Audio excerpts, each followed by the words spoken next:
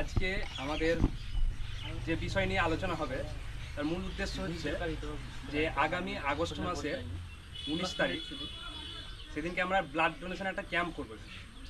তা আমাদের সেই ব্লাড ডোনেশন ক্যাম্প নিয়ে কিছু আলোচনা হবে।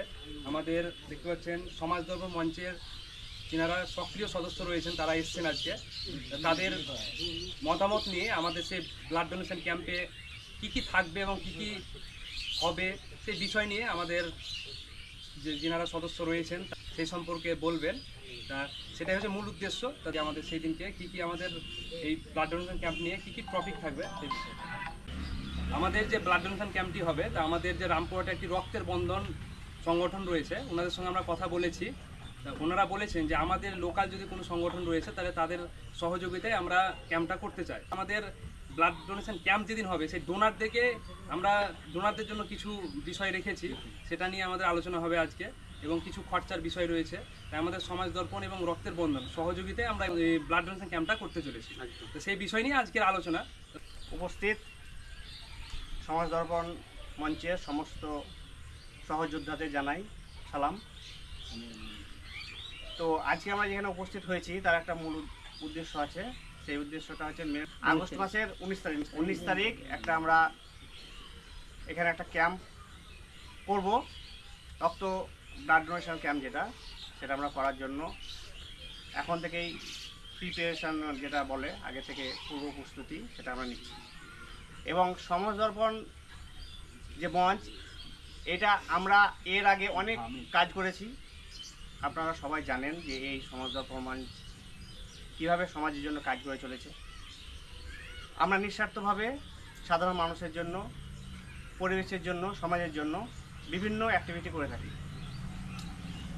তার মধ্যে রক্তদান বা বৃক্ষরোপণ, তারপরে আমাদের আশেপাশের যারা নিডি পারসন এক কথায় তাদের যদি কোনোরকমভাবে সহযোগিতার প্রয়োজন হয় আমাদের সঙ্গে যোগাযোগ করেছেন। এরকম সাধারণ মানুষকে আমরা সাহায্য করেছি। তো আজকে এই গ্রামে আমরা উপস্থিত হয়েছি। তো এই গ্রামের যে যুবকরা আছেন তাদের সহযোগিতায় আগামী দিনে আগামী 19শে আগস্ট আমরা যে রক্তদান শিবিরের প্রোগ্রামটি রাখছি সেটা তো অবশ্যই থাকছে। এবং তার সঙ্গে সঙ্গে আরও কিছু প্রোগ্রাম, আরও কিছু আমাদের কর্মসূচি থাকছে।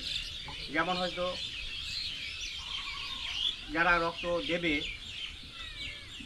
তাদেরকে প্রত্যেকের হাতে একটা করে বৃক্ষ তুলে দেওয়া। আমরা জানি বৃক্ষর বর্তমানে আমাদের সমাজে কতটা দরকার। আমাদের দিন দিন সমাজ থেকে গাছ কেটে নেওয়া হচ্ছে, এক কথায় গাছ কমে যাচ্ছে। বিভিন্ন আমাদের নিজের স্বার্থের জন্য গাছ আমরা কেটে নিচ্ছি। তো এই গাছ কাটার ফলে আমরা বুঝতে পারছি যে আমাদের সমাজের কতটা ক্ষতি হচ্ছে, কতটা সামাজিকভাবে আমরা প্রাকৃতিকভাবে ক্ষতিগ্রস্ত হচ্ছি। আজকে যে গ্লোবাল ওয়ার্মিং এর মূল কারণই হচ্ছে বৃক্ষ কমে যাওয়া। তা এই দিকটাকে আমাদের ভালোভাবে লক্ষ্য রাখতে হবে এবং আমাদের একটা উদ্দেশ্যের সঙ্গে সঙ্গে আরেকটা মহৎ উদ্দেশ্য সাধিত হবে, যেটা হচ্ছে আমাদের ব্লাড ডোনেশন ক্যাম্পে রক্ত দেওয়া হবে। রক্তদান জীবনদান, আমরা সবাই জানি একটা রক্ত দিয়ে একটা জীবন রক্ষা করা যায় এবং একটা গাছ অনেকগুলো জীবনকে রক্ষা করে। তো সেই সঙ্গে আমাদের সেই দিনের যে মহৎ কাজ আমরা চাইব যে আমাদের যে সহযোদ্ধারা আছে সমাজ দর্পণ মঞ্চের, তাই যেন সকলে হাতে হাত মিলিয়ে এগিয়ে আসে এবং সকলেই আমরা মিলেমিশে কাজটা করতে পারি। আমরা আগামী 19শে আগস্ট এখানে একটা ব্লাড ডোনেশন ক্যাম্প অনুষ্ঠিত হবে, সেই উদ্দেশ্যে আমরা উপস্থিত হয়েছি। তো সেই উদ্দেশ্যে উপস্থিত হওয়ার পরিপ্রেক্ষিতেই আজকে আমি এখানে যে কিছু কথা বলার সুযোগ পেয়েছি তার জন্য আমি প্রত্যেককে ধন্যবাদ জানাই। আমরা প্রত্যেকেই সামাজিক। আমি দীর্ঘ মোটামুটি 4-5 বছর আগে আমার মনে পড়ছে আমি এই জায়গায় এসেছিলাম, অনেকগুলো ডাক্তার নিয়ে এখানে ফ্রি ট্রিটমেন্ট ক্যাম্প করা হয়েছিল। এই যে দেব কুমার ভাই এবং আপনারা যারা আছেন সহসঙ্গী তারা প্রত্যেকেই ব্যবস্থা করেছিলেন। এই নিউটন ভাই ছিল আমাদের সমাজকর্মী, নিউটন ভাই যিনি সমাজ দর্পণ মঞ্চের সেক্রেটারি। এই যে ভালো কাজ করার মানসিকতা কিন্তু এটা হেরিডিটি, এটা থেকেই মানুষের মধ্যে বিরাজ করে। যাদের মধ্যে আছে ভালো কাজ করার, তাদেরকে কেউ দমিয়ে রাখতে পারবে না। দেখবেন সমাজের কিছু না কিছু ভালো কাজ করছে, এরকম দৃষ্টান্ত অনেক আছে। তেমনি আমরা দেবকুমার ভাইকে দেখতে পাচ্ছি যে কোথায় না কোথায় গাছ তুলে বেড়াচ্ছে এবং গাছ রোপণ করছে। এই যে এটা তো মহৎ বিশাল বড় মানসিকতার পরিচয় দেওয়া। এগুলো ছোটোখাটো মানসিকতা থেকে আসে না। এ তো অন্য কাজ করতে পারে, নিজে ইনকাম করতে পারে, খেতে পারে, আর তো কিছু ভাবতে পারে না। কিন্তু এই যে গাছ লাগাচ্ছে, বর্তমানে আমাদের যে গ্লোবাল ওয়ার্মিং, যে পৃথিবীর সিস্টেমটা, যে অক্সিজেনের ঘাটতি এবং কার্বন ডাইঅক্সাইড বেড়ে যাচ্ছে, এর মূল কারণ হচ্ছে আমরা গাছগুলোকে ধ্বংস করে দিচ্ছি, গাছগুলোকে নিজের স্বার্থে কেটে নিচ্ছি। তো এই গাছগুলো কেটে নেওয়ার সঙ্গে সঙ্গে আমরা যদি গাছগুলো রোপণ না করি, তাহলে পৃথিবীটা একদিন ডিস্ট্রয় হয়ে যাবে, ধ্বংস হয়ে যাবে, ইকোসিস্টেমটা শেষ হয়ে যাবে। তার জন্য আমাদেরকে প্রত্যেককে আগামী দিনে বেশি বেশি গাছ লাগাতে হবে। এখন গাছ লাগার সময় বর্ষাকাল। আমরা যারা আছি সমাজ দর্পণ মঞ্চের সহযোদ্ধা, আপনারা গ্রিন আর্মির অনেকের সহযোদ্ধা আছেন। পৃথিবীকে সুন্দর একটা পৃথিবী উপহার দেওয়ার, সমাজকে উপহার দেওয়ার মানসিকতা নিয়ে যদি আমরা সবাই ছোট ছোট ক্ষুদ্র ক্ষুদ্র কাজ করি, ক্ষুদ্র ক্ষুদ্র মানে বিন্দু বিন্দু কাজ করে সিন্ধু তৈরি করা যায়।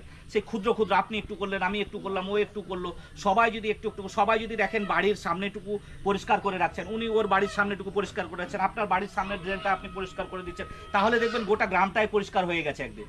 তাহলে আমরা যদি সবাই নিজে নিজে নিজে নিজে নিজে নিজে একটু একটু করে যদি আমরা সামাজিক হই, আমরা যদি আমার সঙ্গে আমার যে সঙ্গী থাকে তাকে যদি আমি সমাজের কাজ সম্পর্কে বলি, ভালো কাজ বললে দেখবেন প্রত্যেকেই উদ্বুদ্ধ হবে এবং ভালো কাজে এগিয়ে আসবে।